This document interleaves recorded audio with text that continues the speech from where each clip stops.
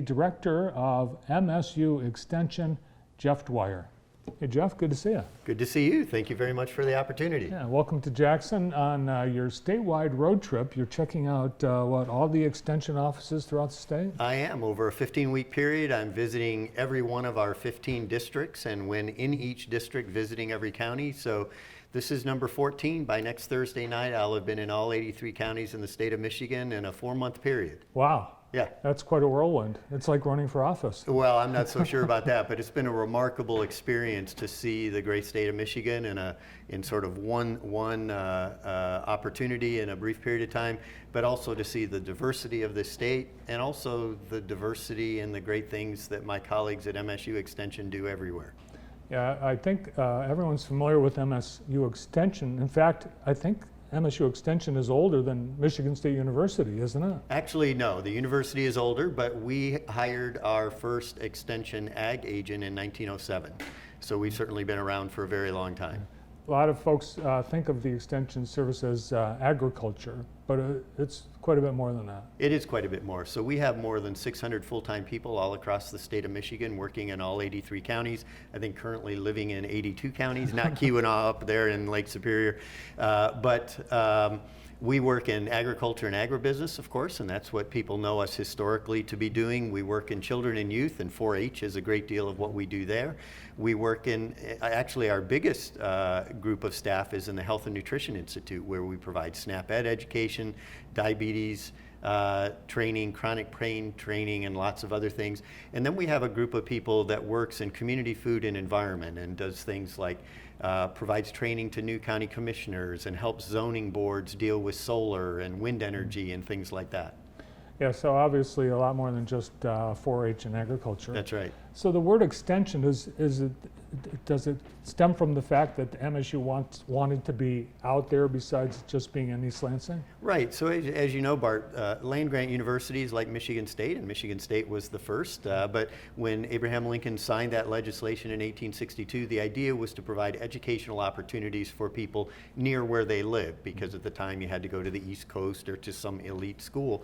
And by the early 1900s, that was proving to be very successful, but people were still hoping that some of what was being developed there, learned there, the research that was being done there would get to the entire state. And so Cooperative Extension was formed in 1914, and the idea is to take the programming, the experience, the expertise of a great land-grant university to every corner of the state of Michigan. Sure. I was interested to see your background is in gerontology and sociology. That's right. So there are ways that you're using your education, your training in your job today. There are, and I jokingly tell my team sometimes that it's a good thing there's a role like director in extension, because it's the only thing I'm qualified to do. But I do think that I'm a big believer in different leaders at different times in different organizations, and I think my background in sociology and health and aging has helped to bring a perspective to what we do, while at the same time build on the extraordinary work we've done for over 100 years. You brought some photos along. We'll take a look, and I think these are probably what people are most familiar with and associating MSU Extension with, and that's some of the food and agriculture things that you guys do. That's right. 4-H in particular. And just a couple weeks ago, we had a big focus on 4-H at our fair. That's right. Fairs are a big part of what we do, and Bart, this year we have over 200,000 youth in 4-H here in the state of Michigan. That's awesome. Anytime I see a resume with 4-H on it, that's a person you want to interview.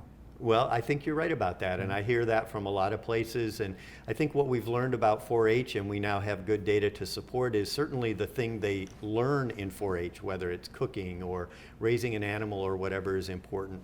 But it's the other things that they learn, like social skills and leadership opportunities, the opportunities they have to go to exploration days in Lansing every summer, or even to Washington, D.C., some of them, to meet with congresspeople and senators.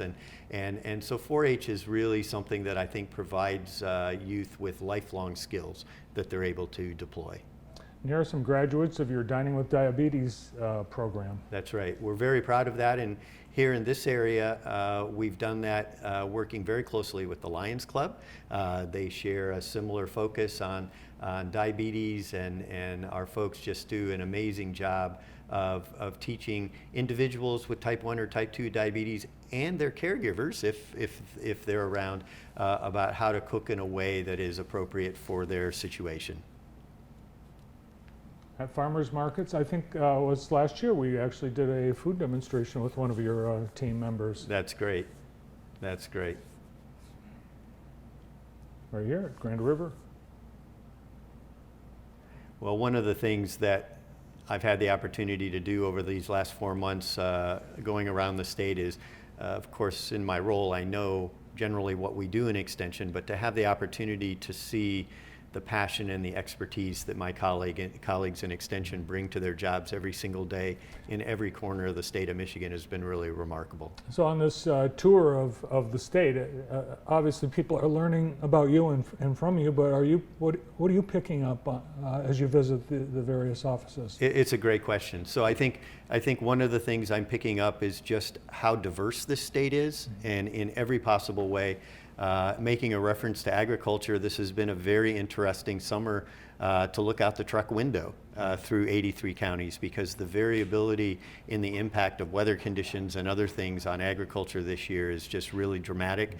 And I said in a testimony I gave last week that I'm not sure there's a square mile that's unaffected in one form or another. So that's been something that we've taken stock of, and how can we help agriculture, certainly in the sense of agriculture, but how can we continue to help them in dealing with the stressors that they face.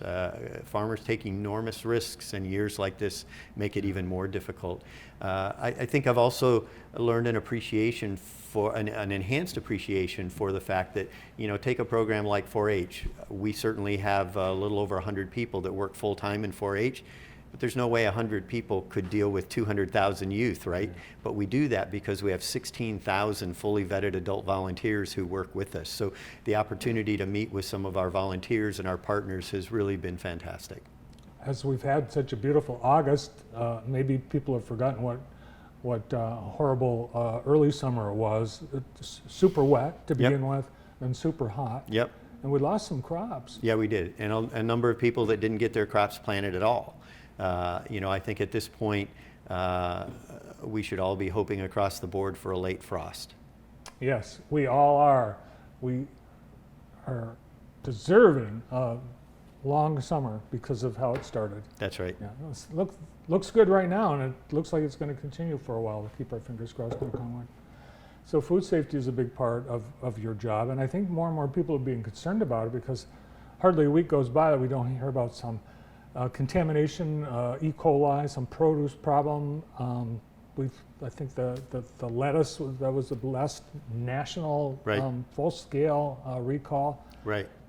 What's happening? Are we becoming less careful with how we farm in terms of food safety, or are we just being able to notice it more with improved science? So I think in a lot of ways, I think that's a very good point. In a lot of ways, I think we do notice it more. It's good science. Also, our means of communication, right?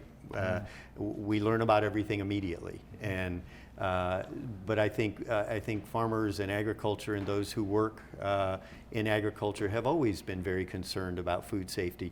We are proud of what we do at MSU Extension, and as you know, we in food safety, we do everything from at one end working with people on how to can things appropriately. So there's food safety at that level in a home, or a small kitchen or something like that for personal use. But we also work on the farm very closely and teach producers, what are the proper ways to handle food. And we just had a great discussion last night with Dr. Dan Geyer about chestnuts here in Jackson County. Yeah, that's going to be the next crop, right? Well, it's certainly something that's growing bit by bit here in Michigan, but it's so interesting because the way you handle different crops depends on the way you have to harvest them. And one of his points was, you can't harvest a chestnut before it falls on the ground. And once it falls on the ground, that requires a different set of handling procedures with respect to food safety. So I think it's also a good reminder that agriculture is enormously complicated. And one commodity, one crop, one food product is not like the next. And the way they have to be handled, there may be some similarities in some ways, but we have to view each one as sort of its own unique process and think about how to handle that in the most appropriate way. And that's even for people who have a 3x3 patch out the back door. You are exactly right, and that's why we talk to people talk to people a great deal about their small gardens and how to handle the produce that they get from that. And that's where our program of Master Gardeners becomes very important too, because we're able to train volunteers who then provide volunteer hours in their communities. Sometimes it's for plantings, at a local public building or something, but sometimes it's working with people in their private gardens and helping them understand what to plant, how to plant it, how to make it grow well, but then also how to handle it safely once they have the opportunity to do that. How about you? Do you have a green thumb yourself? I grow green onions and that's it. And you actually live in the UP, I right? do. I have the privilege of, my wife and I have a small business in Munising, and we live right outside of Munising, so we enjoy the pictured rocks, and I'm one of those people that gets to enjoy the Mackinac Bridge twice a week. Awesome. Well, we appreciate you making the trip to be with us here today. Well, thank you very much. Yeah, and thanks to the MSU Extension for all that you guys do here in Jackson County. Well, I certainly am very proud of what my colleagues do. The Director of MSU Extension, Dr. Jeff Dwyer. Up next here on J